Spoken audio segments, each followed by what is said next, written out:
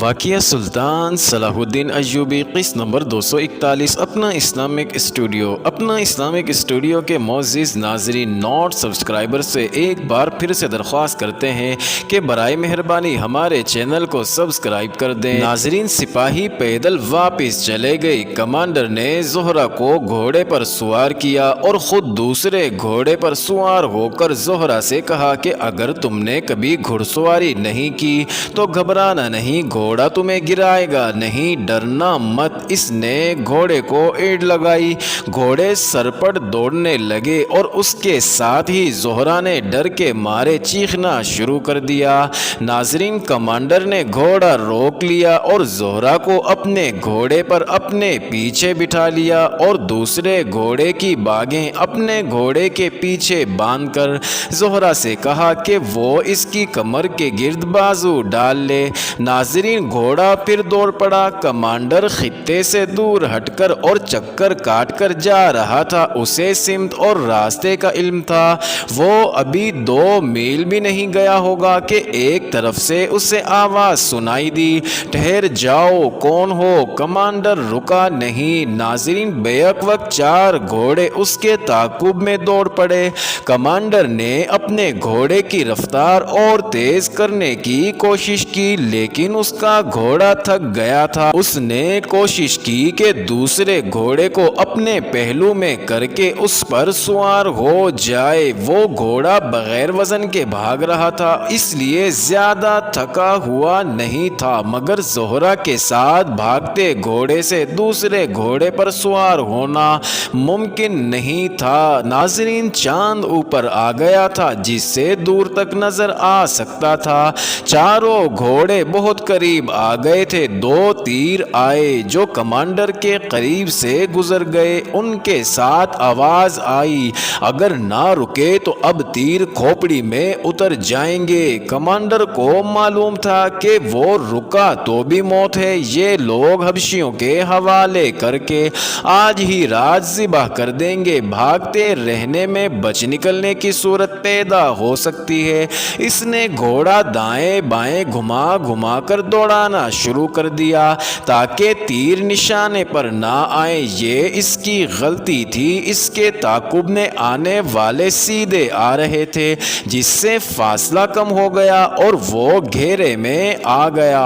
ناظرین، اس کے جسم پر پروں کا لباس تھا جس سے وہ پرندہ لگتا تھا۔ یہی حالت زہرہ کی تھی۔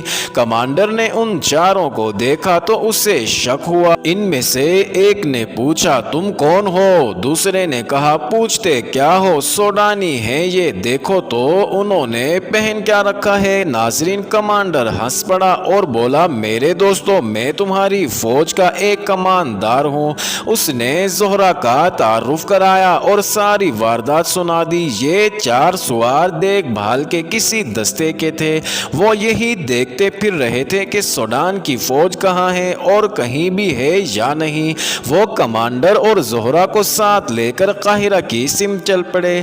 ناظرین، بڑی ہی لمبی مسافت طے کر کے وہ اگلی رات قاہرہ پہنچے۔ انہیں سب سے پہلے علی بن سفیان کے پاس لے جایا گیا اور رات کو ہی العادل کو جگا کر بتایا گیا کہ 4000 سے زیادہ حبشی فوج فلاں جگہ چھپی ہوئی ہے اور اس کی قیادت سالار القند کر رہا ہے۔ ناظرین، العادل نے اسی وقت اپنی فوج کو کوچ کا حکم دے دیا۔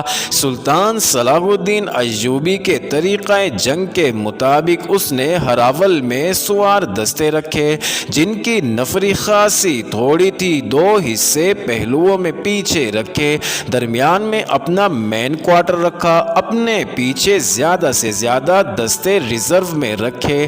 اسے معلوم تھا کہ وہ خطہ پہاڑی ہے۔ اس نے فوج کو قلعے کا محاصرہ کرنے کی تربیت میں رکھا اور کمانڈروں کو وہ جگہ سمجھا کر محاصرے کی ہی ہدایات دی۔ ناظرین، پہاڑوں پر چڑھنے کے لیے اس نے چھاپا مار دستے الگ کر لیے جنہیں اس نے اپنی کمان میں رکھا۔ ادھر صبح کے وقت کسی نے دیکھا کہ مذہبی پیشواؤں اور 4 حبشیوں کی لاشیں دریا کے کنارے پڑی ہیں۔ القند اور اس کے صلیبی مشیروں کو اطلاع دی گئی۔ کسی حبشی کو پتہ پتہ نہ چلنے دیا گیا۔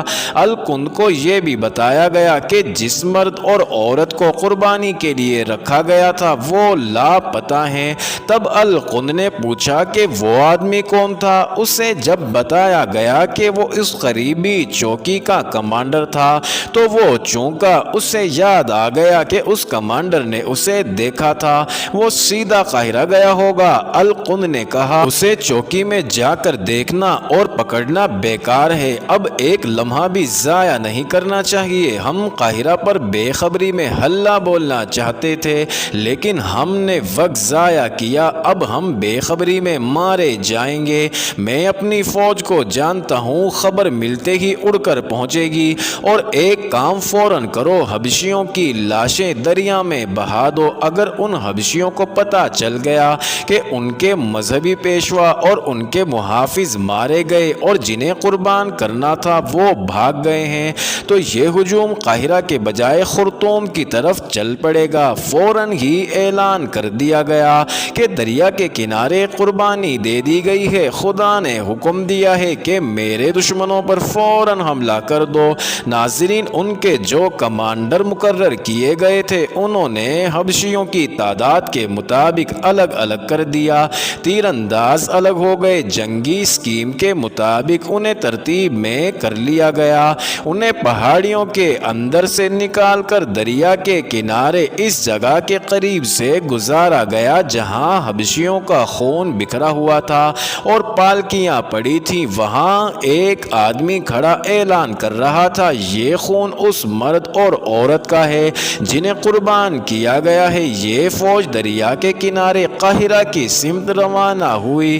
ناظرین، حبشی جنگی ترانہ گاتے جا رہے تھے۔ دن چلتے گزر گیا، رات آئی تو پڑاؤ کیا گیا، اگلی صبح پھر کوچ ہوئی، پہاڑی خطہ بہت پیچھے رہ گیا، یہ دن بھی گزر گیا اور ایک اور رات آئی۔ ناظرین، حبشیوں کو پڑاؤ کرنے کو کہا گیا، وہ کھا پی کر صحرا میں بکھر گئے اور بے سدھ سو گئے۔ آدھی رات کے وقت ان کے پچھلے حصے پر العادل کے ایک چھاپا مار گروہ نے شب خون مارا، گھوڑے سرپٹ دوڑتے آئے اور غائب ہو گئے، حبشیوں میں ہڑبونگ مچ گئی۔ ناظرین، بہت دیر بعد ایسا ہی ایک اور حلہ آیا جو بہت سے حبشیوں کو رونتا کچلتا نکل گیا۔ الکند سب سے آگے تھا، اسے اطلاع ملی تو اس نے اگلے روز کی پیش قدمی روک دی۔ یہ شب خون بتاتے ہیں کہ ہم مصری فوج کی نظر میں آ گئے ہیں۔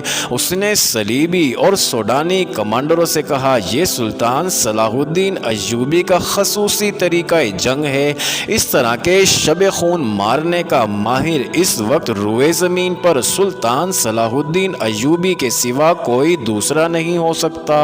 معزز ناظرین، یہ انٹرسٹنگ ویڈیو جاری ہے، اگلی ویڈیو قسط نمبر 242 میں دیکھنا مت بھولیے گا۔